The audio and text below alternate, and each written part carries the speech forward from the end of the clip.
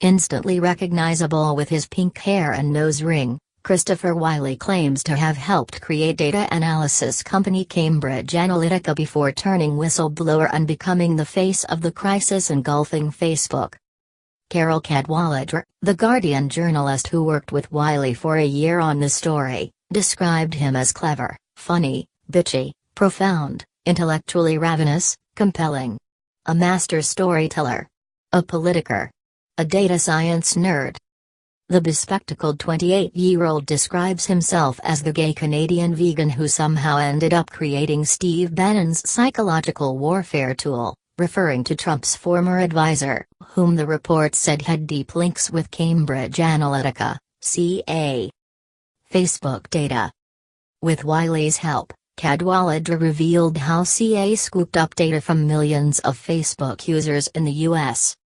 They then used the information to build political and psychological profiles, in order to create targeted messages for voters. Facebook insists it did not know the data taken from its site were being used, but the revelations have raised urgent questions over how data of 50 million users ended up in CA's hands. Shares of the tech giant have since tumbled, with $70 billion, €56 billion, sh17, wiped off in 10 days.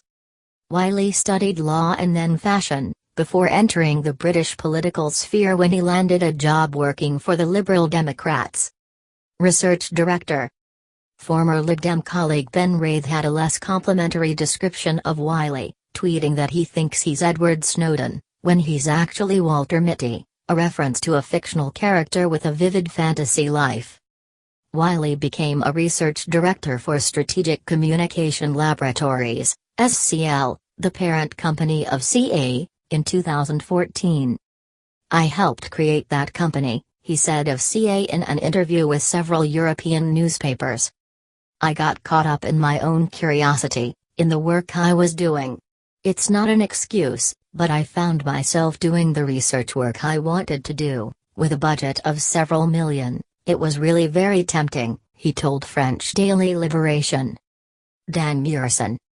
Initially, he enjoyed the globe-trotting lifestyle, meeting with ministers from around the world. But the job took a dark turn when he discovered that his predecessor, Dan Murison, had died in a Kenyan hotel in 2012. He believes the victim paid the price when a deal went sour. People suspected he was poisoned in his hotel room. "I also heard that the police had got bribed not to enter the hotel room for 24 hours, he told a British parliamentary committee investigating fake news on Tuesday. Testimony. His appearance before MPs saw him swap his usual loud t-shirts for a sober suit and tie, producing hours of testimony against the firm that he left in 2014. He said he eventually decided to speak out after U.S. President Donald Trump's shock election victory, which he partly attributed to the misuse of personal data for political purposes.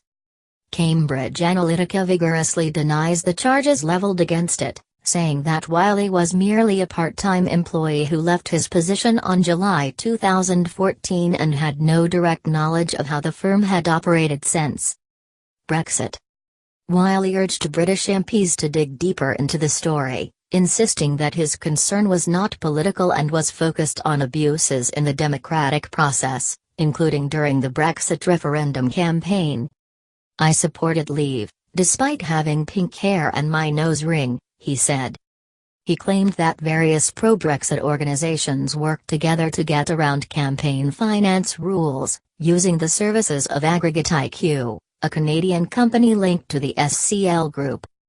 Wylie believes that it is very reasonable to say that CA's activities may have swung the Brexit vote, although he stressed he was not anti-Facebook, anti-social media or anti-data.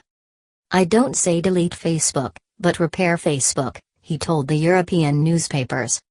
However, he admitted to MPs that he had become the face of the scandal.